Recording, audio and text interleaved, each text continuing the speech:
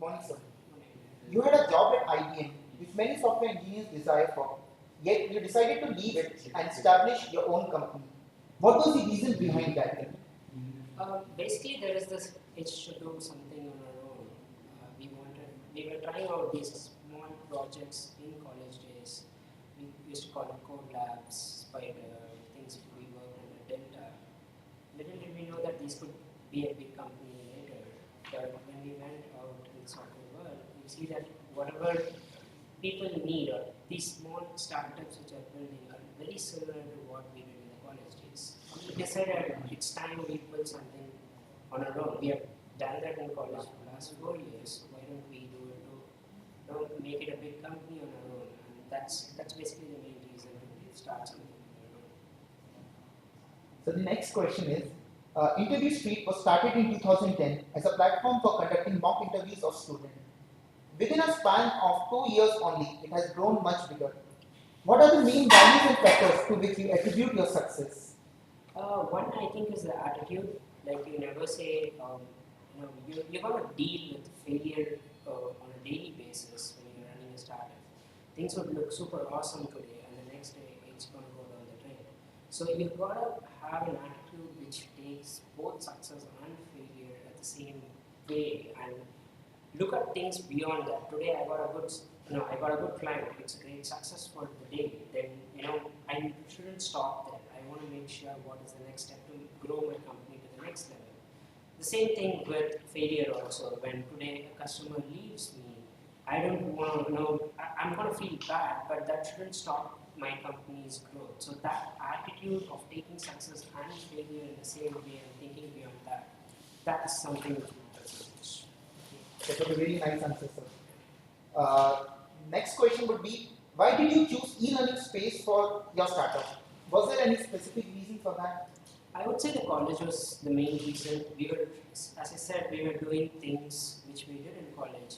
So if you didn't know, we started a programming club called Code Labs in our second year, and we ran it. We used to conduct programming contests for students and give them Google T-shirts as goodies, and we made them come to the contest. That's exactly equivalent to what I did. I'm doing today in Hackathon. There is this Pragyan quiz module where you used to do quizzes for multiple teams. That's exactly same what I'm doing in Interview Street. When instead of Pragyan teams, I'm dealing with companies, but what I do is still the same. So these were the inspirations, and that's why still I'm in space, because that started because what I did in education. So what were the hurdles which you faced in the initial days, and how did you overcome those? One is, of course, failure. When you build something, you're not going to have a million people, following your app or a million people using your website. It grows slowly. So on the first day, probably you and your co-founder are the only two visitors who visit the site. You got to spread the word. You got to wait till the curve picks up. So that is very slow in the initial mock interview days, and with just waiting and doing new things again and again. It's trial and error. Startup is all about trying something. It fails, check it out and start something new, and something works, do it again and again in a faster rate so that your success rate increases.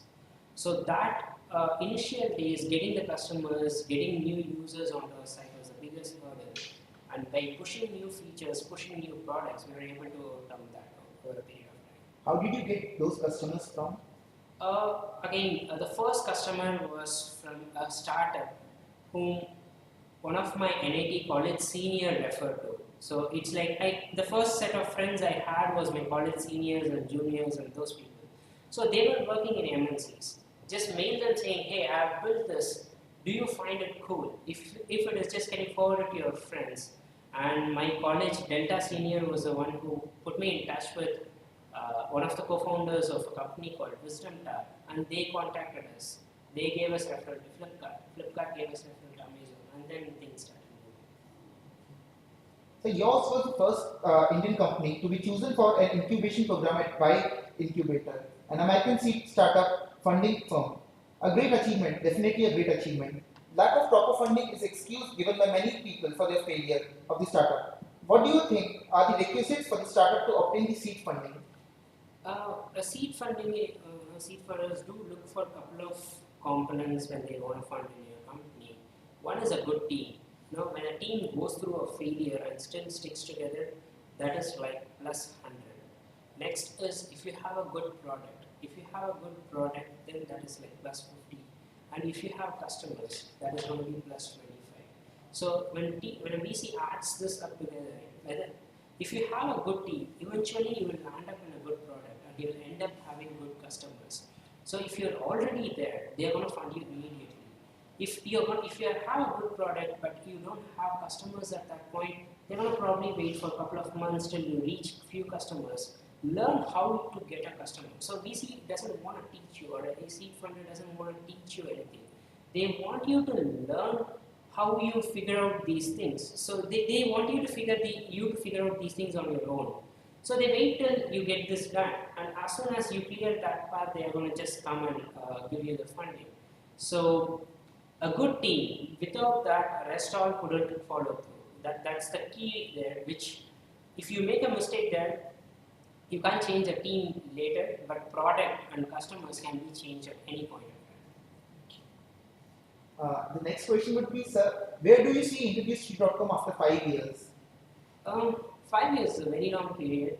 Like 5 years back, I never saw Interview Street at all. So I see us disrupting the recruitment space as such, where a programmer is hired the way he or she should be. Like, the way the tests are done, the way the whole interview process is happening, and a couple of other things are not the way we would have liked it to be. So we want to change the recruitment industry as well as the way programmers learn. When someone joins as a fresher, the way they learn programming should change. It should not be from textbook. It should be from themselves, practicing on their own, trying to solve something which is related to the real world problems, not just how do you solve this or how do you reverse engineer problems. So these are the two areas we want to disrupt, and hopefully in 5 years we'll be doing that. Okay. So do you have any message for the NITians? Keep doing something.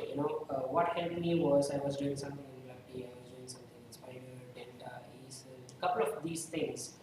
And you would not realize at this point, but later when you are doing something, when you are building something on your own, these experiences help a lot. They do come back to you, and they increase your success ratio by a huge number. So if in your college 4 years, all you're going to do is just read the book stuff and then get a good grade and then go into a job, building a company out of that or building something special is going to be very hard.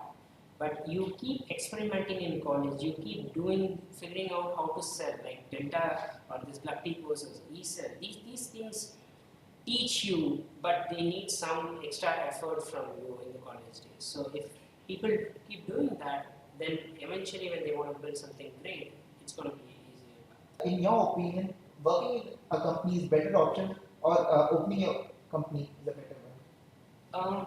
I would say opening your company is a better option because you get to learn lots. You have a bigger space to experiment stuff, but not immediately after you pass out, or not until you know that okay, you have the resources or experience to build something. So I worked in IBM for a year, and Vivek worked with Amazon for a year. The experience helped us a lot, like working in such a big company, how do you ship products, how Amazon takes care of their customers like so well, and that's something we got from into Interview Street from Amazon culture. IBM takes care of their customers. So the reason that we focus on customers is because we work on customer focused company, and of course the salary they pay in the first 1 year is your seed funding. Nobody is going to give you seed fund for your idea. So that runs your company for 1 year. So if you have enough money and if you think experience you can learn, obviously company you're going to learn at 10x slower pace. So if you think you have enough money to sustain yourself for 1 year, you should start immediately. But if you don't, then probably it's better to join a company, earn that much revenue,